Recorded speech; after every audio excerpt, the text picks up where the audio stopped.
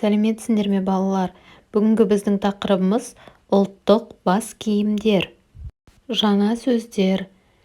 Сәукеле.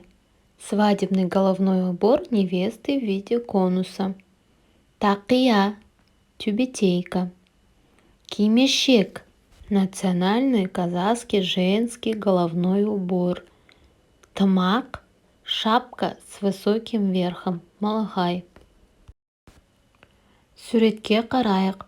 Бірінші суретте на первой картинке это сәукеле. Екінші суретте кимешек. Үшінші суретте тақия. Төртінші суреттегі тымақ. Бірінші тапсырма. Тыңда. Санамақтағы қазақтың ұлттық бас киімдерін ата.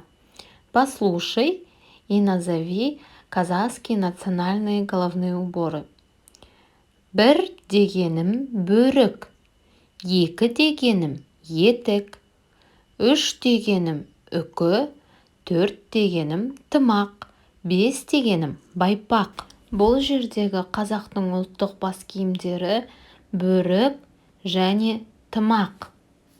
Екінші тапсырма. Суреттерге қара, ұлттық бас киімдер туралы айтып бер.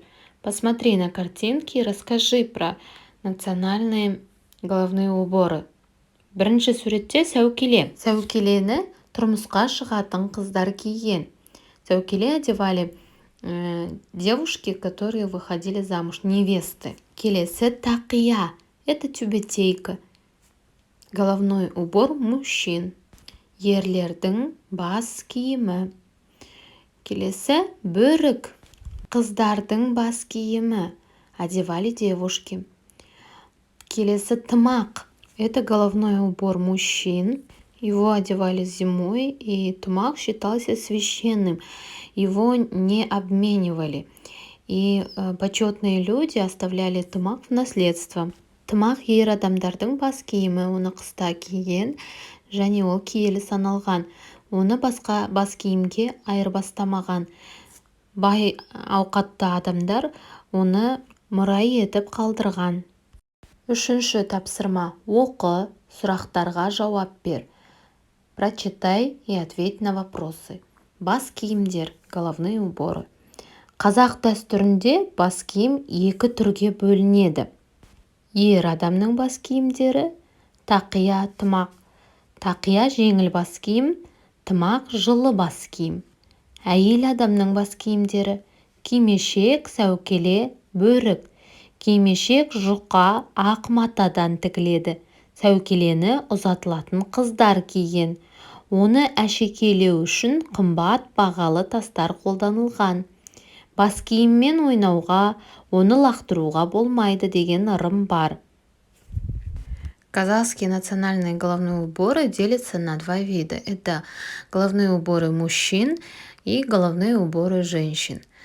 К головным уборам мужчин относятся тақия и тымақ. Тақия – легкий головной убор, а тымақ – теплая шапка. К головным уборам женщин относятся кимешек, сәукеле и бөрік. Кимешек шьют из тонкой белой ткани. Сәукеле одевают невесты. Чтобы разукрасить сәукеле, используют драгоценные камни. Есть такая примета, что головной убор нельзя кидать и играться с ним. А теперь давайте ответим на вопросы. Қазақ дәстүрінде бас киімнің неше түрі болған? Это вопросы по тексту. Если вам сложно ответить, можно найти ответ на вопрос по ключевым словам. Например, в этом вопросе қазақ дәстүрінде бас киімнің неше түрі болған? Вы ищете, берете ключевые слова. Это қазақ дәстүрінде, бас киім слово. И ищем в тексте. Первое наше предложение совпадает. Да?